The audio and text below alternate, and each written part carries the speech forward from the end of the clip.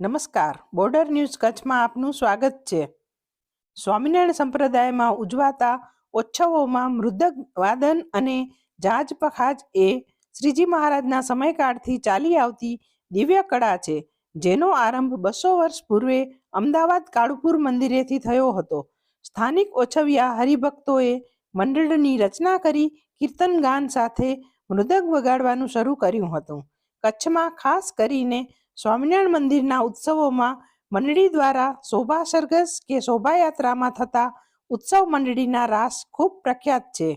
એક ભક્તના કમરે આગળના ભાગે 2 તબલા બાંધી તેના તાલે જાજ પખાજ લઈને મંડળીના અન્ય સભ્યો જુદા જુદા તાલે તાલના પ્રકાર સાથે ઝાંઝર વગાડતા હોય છે.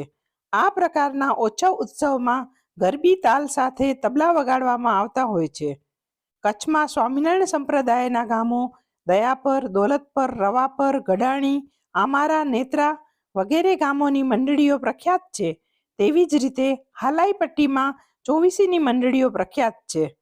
સ્વામિનારાયણ મંદિરમાં ઉજવાતા ઉત્સવો ઘનશ્યામ જન્મોત્સવ, રામનવમી, હિંડોળા ઉત્સવ કે પછી ઘરોઘર પધરામણીના પ્રસંગે ઠાકોરજીની પાલખી સાથે આ ઉત્સવ મંડળી ગરબી રાગના તાલ સાથે ઉત્સવ કરતી હોય છે.